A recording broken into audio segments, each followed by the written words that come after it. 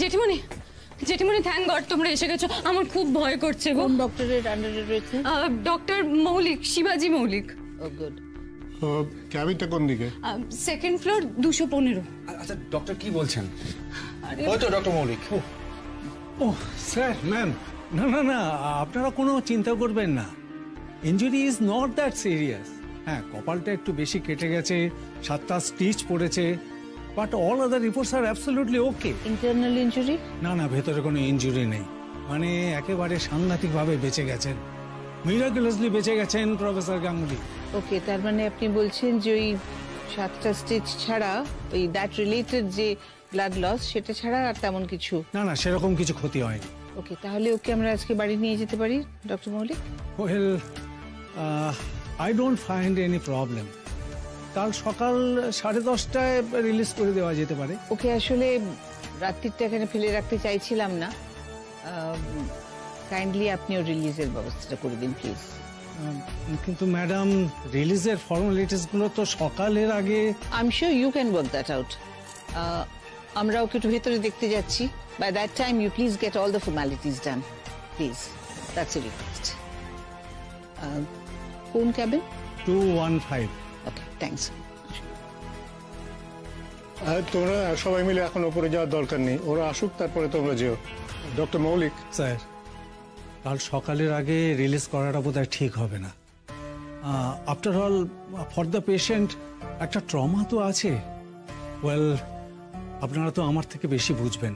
আমরা সেটা take care করব। আপনি শুধু বলুন ওই রিলিজ করার ব্যাপারে আমার কোনো হেল্প আপনাদের লাগবে কিনা, মানে ওই বন্ড টন্ড কিছু। স্যার, আপনাদের কাছ থেকে বন্ড নেব? লেট মি চেক কত তাড়াতাড়ি রিলিজ করতে পারি। থ্যাঙ্কস।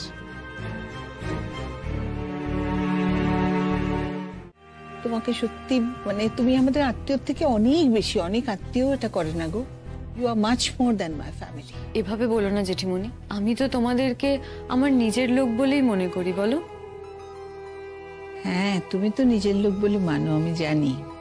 কিন্তু দেখো, যার সবার আগে ছুটে আসা উচিত ছিল সে কিন্তু একটা ফোন করেও খবর নেয়নি।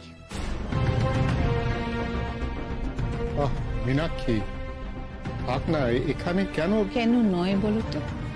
মানুষের বিপদে আপদে শত্রুও ছুটে আসে, অচেনা মানুষ ছুটে আসে, অনাত্মীয় ছুটে আসে। আজ একটা জিনিস খুব স্পষ্ট করে বোঝা গেল ত্রিদীপ, মেঘের নীলকে ভালোবাসার দৌড়টা একদম পরিষ্কার বোঝা গেল। কোনো কালে এতটুকুও যদি টান থাকে তাহলে সেই মানুষটার অ্যাক্সিডেন্ট হয়েছে শুনে কেউ বসে থাকতে পারে না গো, ছুটে আসে।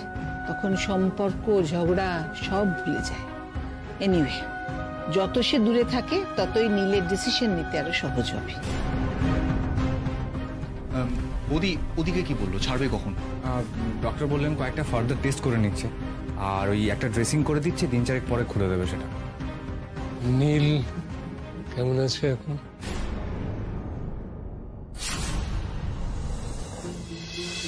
ভালো। খুব তাড়াতাড়ি খবর নিলেন। মিসেস গাঙ্গুলি, খবর কিন্তু আমি নিয়েছি। ডক্টর মৌলিকের সঙ্গে আমার একাধিকবার কথা হয়েছে। বাবি, তুমি কি এখানে একা এসেছো? কেন, আর কার আশা ছিল? বাবি, আমি অবভিয়াসলি মেঘের কথা জিজ্ঞেস করছি। ও আসেনি তোমার সঙ্গে? না, তুমি তো বললে। আমি কি বলেছি তোমাকে? আমি কি আর তোমাকে বারণ করেছিলাম নাকি ওকে নিয়ে আসতে? কি বলো না। আমি তো বলিনি একবারও ময়ূরী যে তুমি মানা করেছো। যাই হোক, না এসে বুদ্ধিমানের কাজই করেছে। না আসার ডিসিশনটা তার মানে মেঘের নিজের?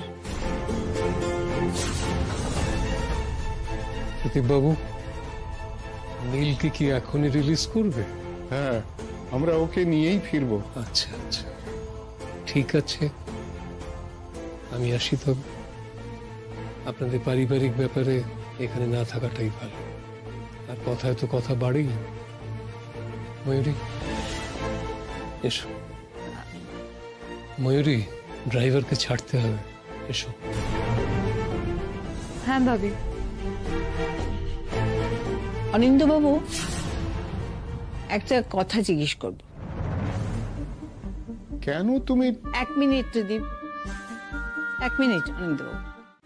সুকান্ত, তুমি কিন্তু ভীষণ বাড়াবাড়ি শুরু করেছো। কেন করছো এরকম বলো তো? শালিনী, তুমি পুরো ব্যাপারটাতে আমার বাড়াবাড়ি দেখতে পেলে? অফকোর্স তুমি বাড়াবাড়ি করছো। আচ্ছা, আমাকে একটা কথা বলো তো, তুমি রূপকে কখনো জিজ্ঞাসা করেছো যে ও এখন বিয়ে করতে চায় কি না? না, করোনি। দুম করে ওই বাড়িতে গিয়ে বিয়ের কথা তুললে কেন বলো তো? আর তাছাড়া তোমার ছেলে এখন বিয়ে করতে চায় না, ও প্রিপেয়ার নয় বিয়ের জন্য। হতে বলো, প্রিপেয়ার হতে বলো, প্রিপেয়ার করতে বলো ওকে নিজেকে।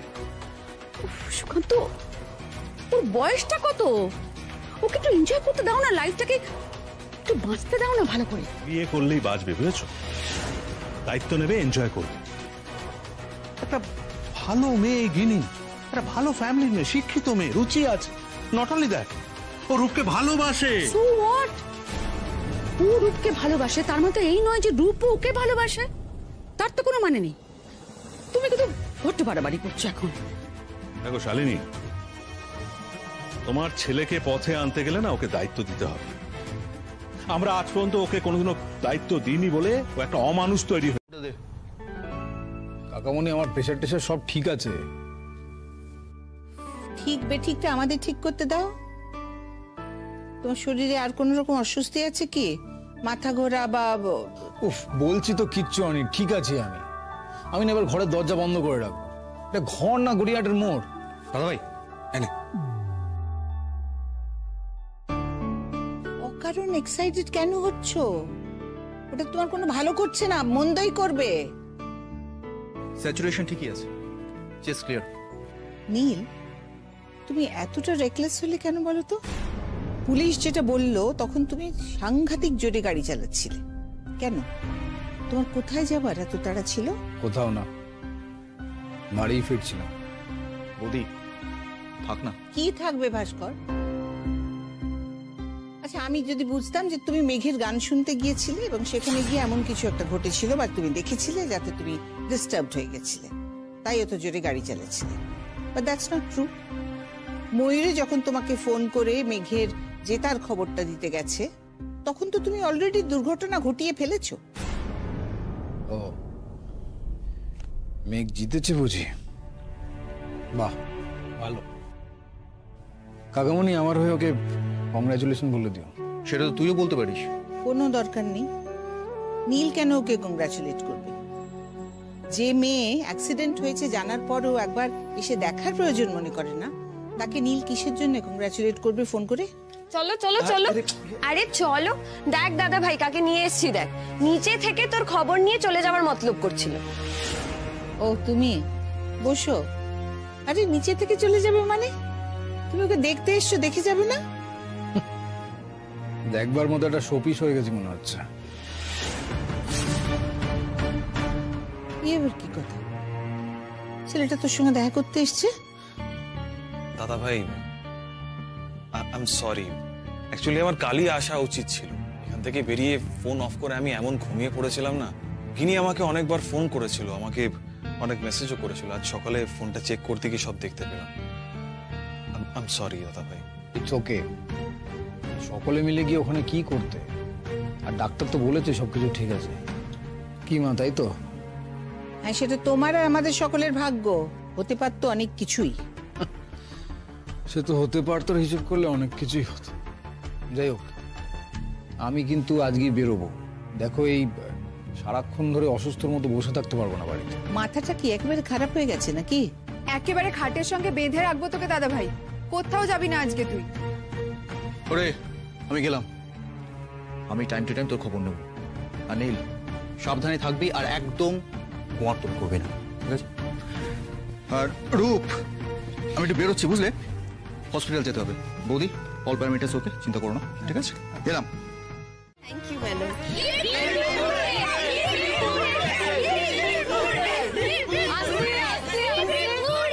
আস্তে, একটু শান্ত হও তোমরা। আমি জানি আজ তোমরা দারুণ এক্সাইটেড। ইনফ্যাক্ট আমি নিজেও খুব এক্সাইটেড।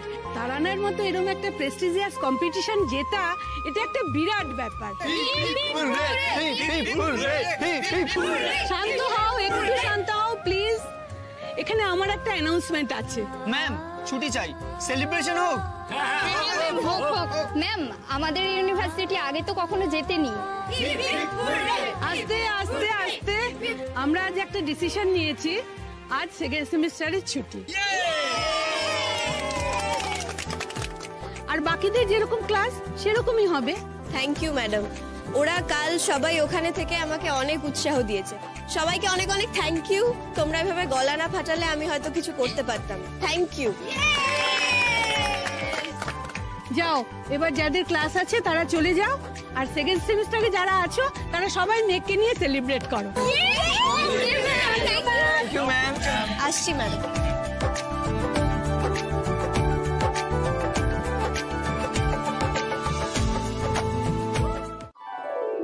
এই মেঘ, তুই তো আজকে থেকেই পণ্ডিতজির কাছে যাবি, তাই না?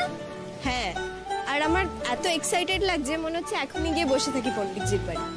আমি তো যখনই শুনলাম যে এখানে ক্লাস অফ, আমি পণ্ডিতজিকে ফোন করে বললাম যে আমি ফ্রি আছি। পণ্ডিতজি বললো ঠিক আছে, তুমি বিকেলে চলে এসো। কিন্তু তুই তাহলে এবার কি করবি? মানে কোনটা ক্যারিয়ার করবি, গান নাকি পড়াশুনো? দেখ, সেটা আমি জানি না। আপাতত গান শিখি, পড়াশোনা করি, ক্যারিয়ার নিয়ে পরে ভাবা যাবে। আর একটু তোরা ওয়েট করবি, আমি লাইব্রেরি থেকে আসবো। অসম্ভব, তুই লাইব্রেরিতে যাবি তাও একটুখানি সময়ের জন্য? This is impossible. ওখানে গেলেই তুই ঘন্টার পর ঘন্টা থাকবি। দেখ, তুই কিন্তু আমাদের বলেছিস আজকে তুই বাইরে আমাদের লাঞ্চ করাতে নিয়ে যাবি। ঠিক আছে, সেসব হবে। আমি জাস্ট যাই, একটা বই নিয়েই চলে আসবো। তোরা একটু ক্যান্টিনে বস। তাড়াতাড়ি কিন্তু। হ্যাঁ, তাড়াতাড়ি চল।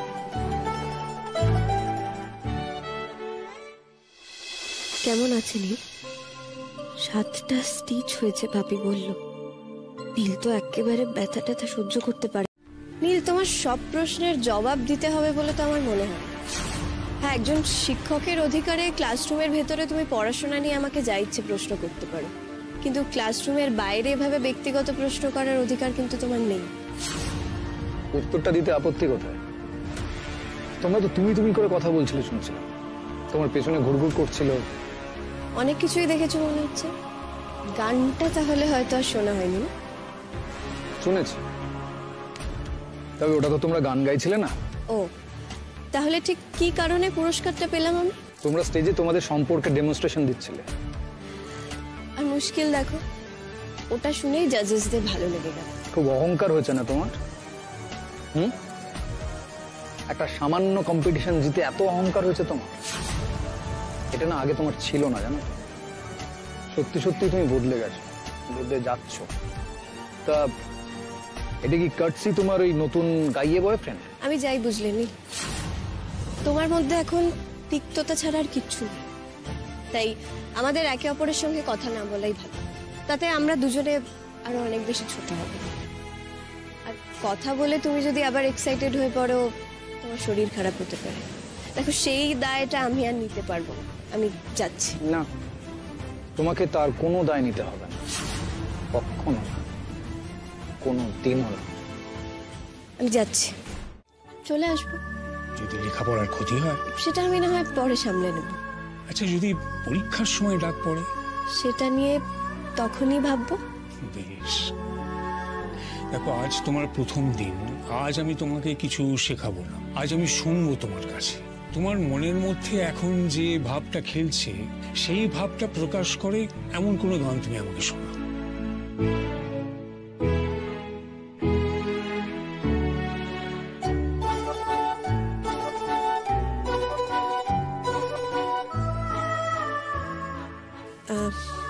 একটা রবীন্দ্রনাথের গান ধরি। যেটা খুশি, যেটা তোমার এখনকার মনে ভাব প্রকাশ করে।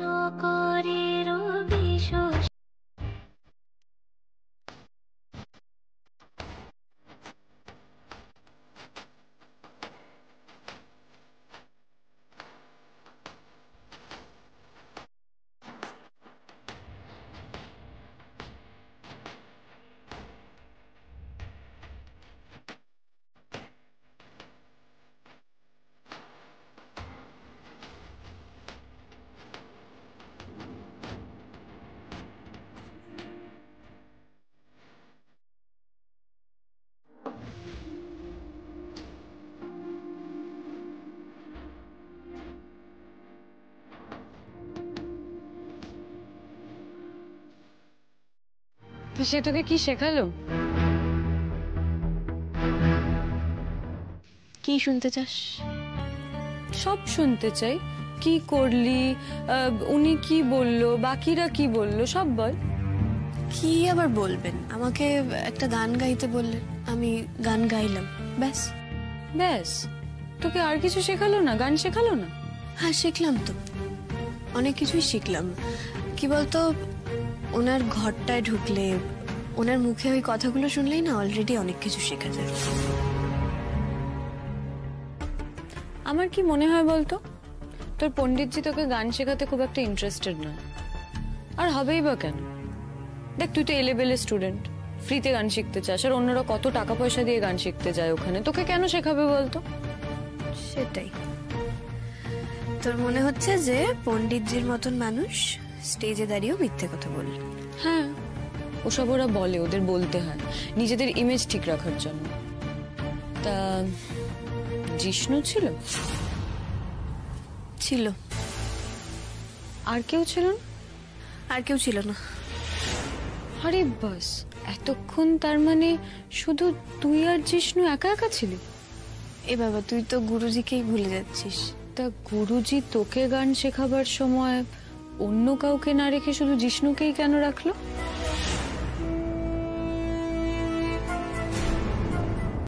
আমি নিজেকে নিয়ে, নিজের গান নিয়েই ব্যস্ত ছিলাম। নীলকে নিয়ে ভাবার তো সময় আমার কাছে ছিল না। নীলের কথা ভাবার সময় পাস না?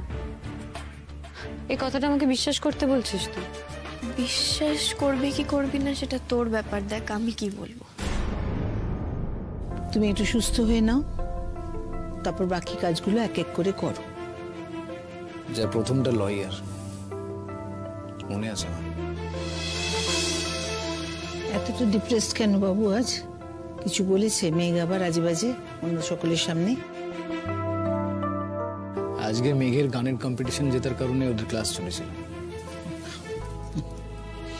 ওই গানটাই যা পারি, আর সব আর কিছু তো আমি না ভাবতে পারি না যে মেঘের মতন একটা মেয়ে গলা দিয়ে এরকম সুর আসে কোথা থেকে। জেঠিমণি, মা বলতে বললো ডিনার রেডি হয়ে গেছে। দাদা ভাই, তুই কি নিচে যাবি না এখানে? না না, নিচে যাবে, বাইরে বেরোচ্ছে, নিচে যেতে কি আছে?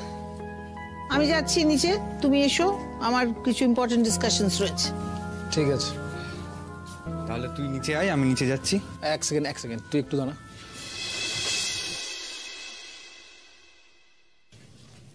বল, তোর বৌদির নতুন বয়ফ্রেন্ডের নাম শুনেছিস? জিষ্ণু, জিষ্ণু সেন, গান গায়। অবাক হচ্ছিস তো? তুই বলেছিলি আমি ভুল করছি, ভুল ভাবছি। মনে হয় না অতটা ভুল ভাবছি। তুই যখন নীলের ব্যাপারে এতটা ইনডিফারেন্ট, তখন তুই ওকে ডিভোর্সটা দিয়ে দিচ্ছিস না কেন? ও কাগজ পাঠাক না, আমি সঙ্গে সঙ্গে সই করে দেবো। তুই পাঠিয়ে দে না, ওকে আর কটা দিন সময় দিয়ে, ও নিজেই যখন পাঠাবে বলেছে ঠিক পাঠিয়ে দেবে। আমার কি মনে হচ্ছে বলতো, তুই ডিভোর্সটা চাইছিস না। ভুল কথা বলছিস। আমি ডিভোর্সটা চাইছি বলেই কাগজ পাঠাচ্ছি না। কেন বলতো? কারণ নীলের আর কিছু থাকুক না থাকুক একটা বিরাট ইগো আছে। এখন যদি আমি নিজে থেকে কাগজগুলো পাঠিয়ে দিই, নীলের সেই ইগোটাতে ধাক্কা লাগবে। ও ভাববে যে আমি তো মেঘকে বলেছিলাম আমি কাগজ পাঠাবো, তাও মেঘ কেন পাঠালো, আমি সই করবো না, আমি এই করবো না, সেই করবো না। তখন সবকিছু আরো ডিলে হবে। তার থেকে আমার মনে হয় আমার ওয়েট করাটাই বেটার। মেঘকে বুঝতে পারছি না কেন এতটা ইনডিফারেন্ট। এটা কি অভিনয়? যাই হোক, এই জিষ্ণুর ব্যাপারটা আমাকে নীলের কাছে ভালো করে বলতে হবে। ও আর হ্যাঁ, পণ্ডিতজি একজন শ্রদ্ধার মানুষ।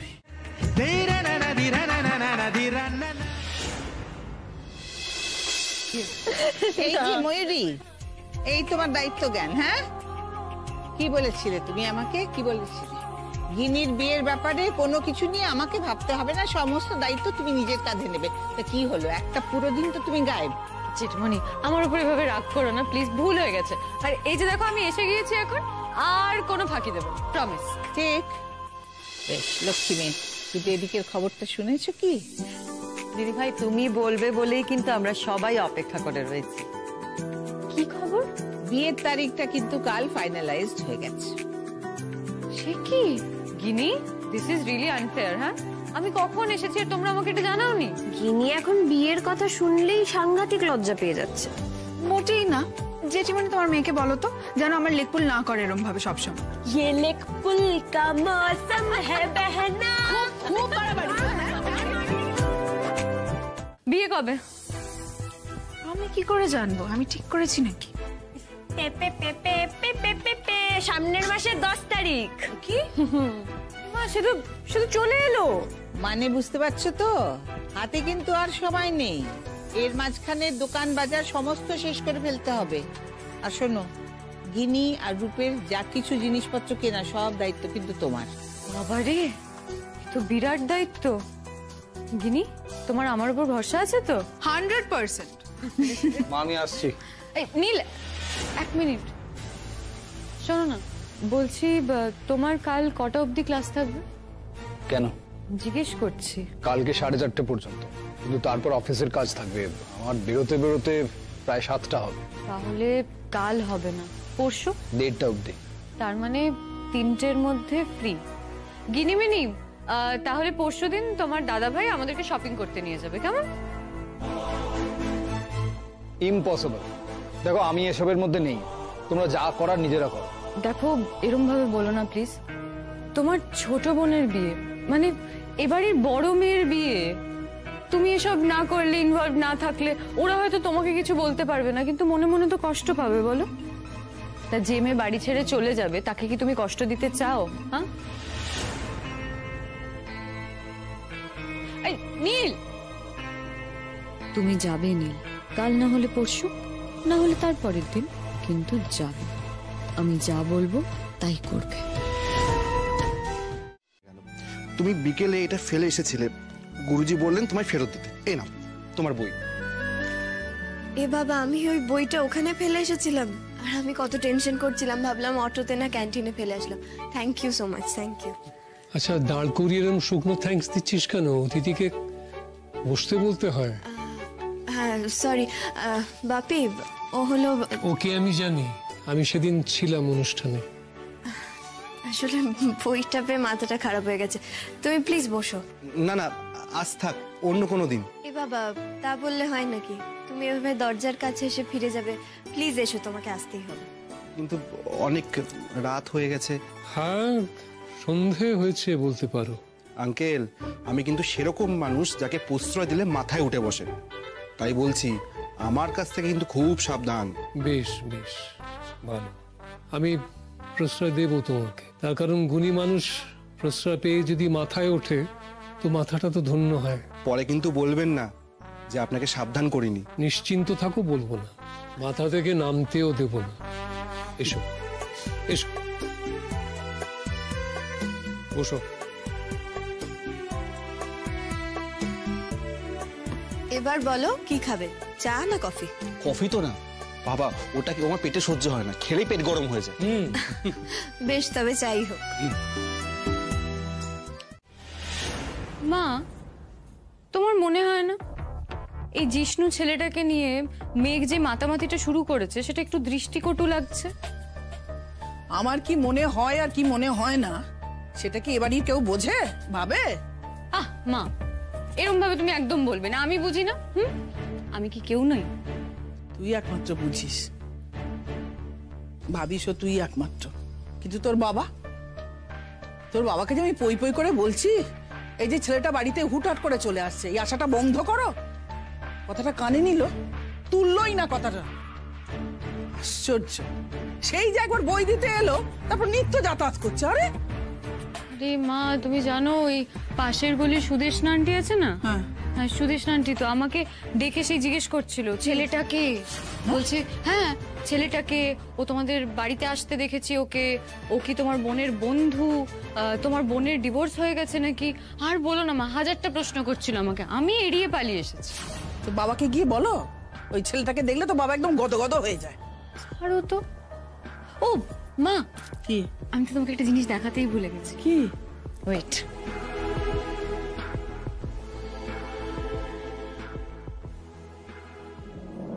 এই দেখো।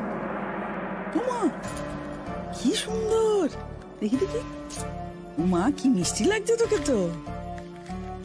কবে কিনলি? কিনিনি। কে দিয়েছে? গিফট পেয়েছি।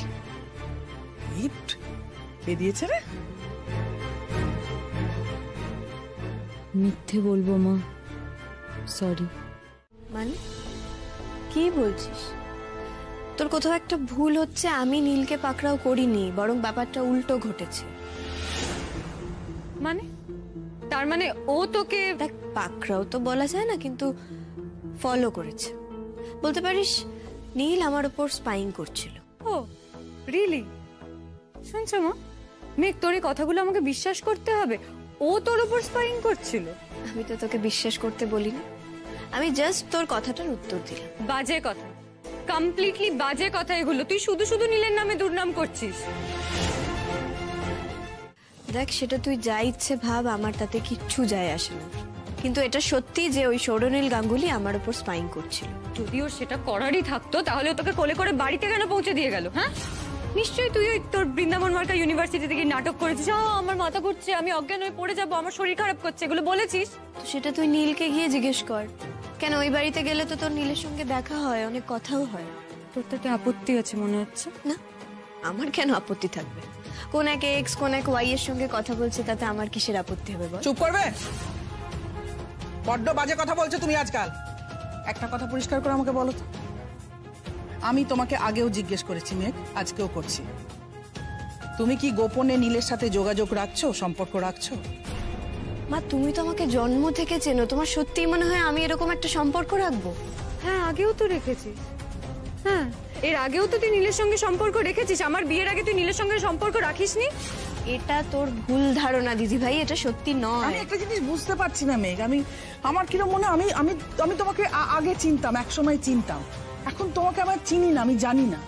আমি বুঝতে পারছি না তুমি ঠিক কি চাও, কখন কোথায় যাও, নিজের জীবনটাকে কিভাবে কিভাবে সাজাতে চাও তুমি? সংসারটা কি তুমি করতে চাও নাকি চাও না? নীলের সঙ্গে তোমার সম্পর্কটা আছে না নেই, কিছু না আমার কাছে কিরকম ধোঁয়াশ, আমি কিচ্ছু বুঝতে পারি না।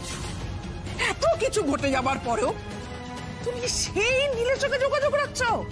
আমি একটুও ভরসা করি না তোমার উপরে, একটুও না। মধুমিতা, মেয়েটা অনেকক্ষণ বাড়ি থেকে বেরিয়েছে, 12 ঘন্টা হয়ে গেছে, সবে ফিরেছে তো, একটু বিশ্রাম নিতে দাও। মা, তুই ঘরে যা। যা। হ্যাঁ, আমাদের বাড়ি শুদ্ধ লোককে পাগল করে অত বিশ্রামই নেবে? কথা জবাব দিয়ে যাও মেঘ।